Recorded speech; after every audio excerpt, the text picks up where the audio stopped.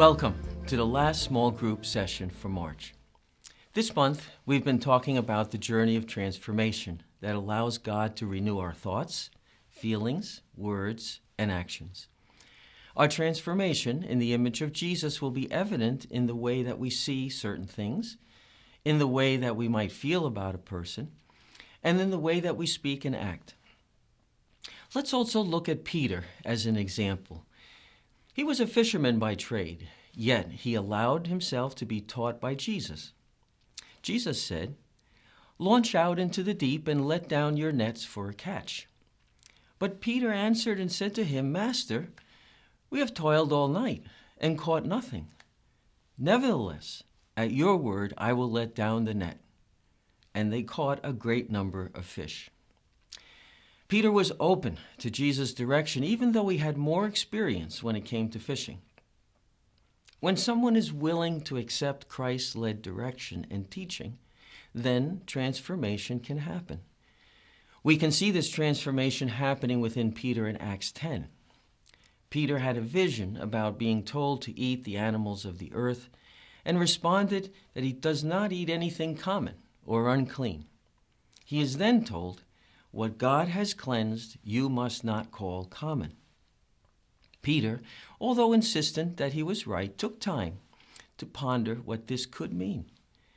He then received visitors calling him to Caesarea because Cornelius, a centurion and Gentile, was instructed by an angel to invite Peter to his house.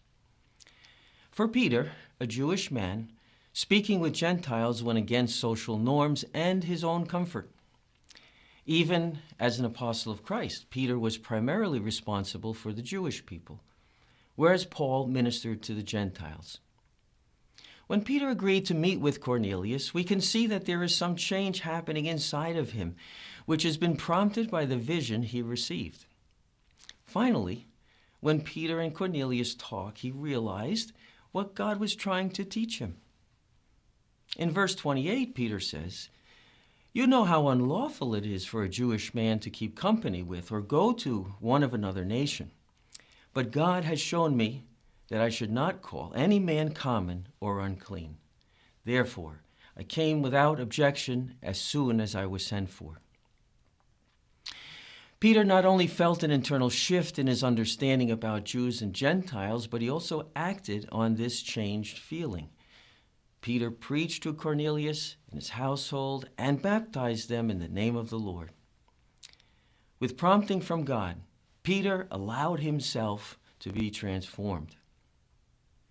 When our actions and words change, our transformation evolves from a personal journey to a shared journey.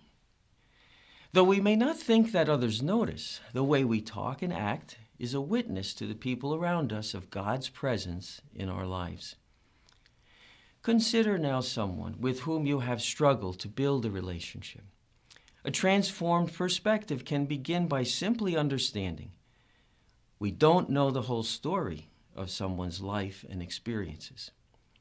If your actions then change to match your new perspective, won't it become obvious to others that something is different? Might people start asking, what prompted this change inside of you? We see this with Peter in Acts 11 as he shares his transformation so that others might learn from it. As disciples of Christ, we are constantly pushed to grow in our understanding of God and of the world. We have a responsibility to reflect the renewing of our minds in our actions and words.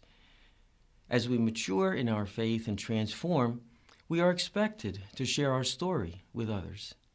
This is discipleship, encouraging others to follow Jesus and helping them on their personal journeys. We must do this humbly.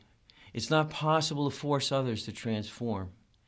Only God can transform a heart when an individual allows him to do so. Transformation is a journey that each person must choose to take. And we cannot be disappointed if we don't see change occurring quickly. After all, our own transformation to be more like Christ is a gradual and continual process.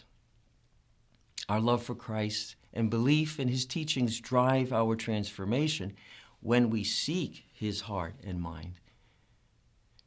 What would Jesus feel? What would Jesus think?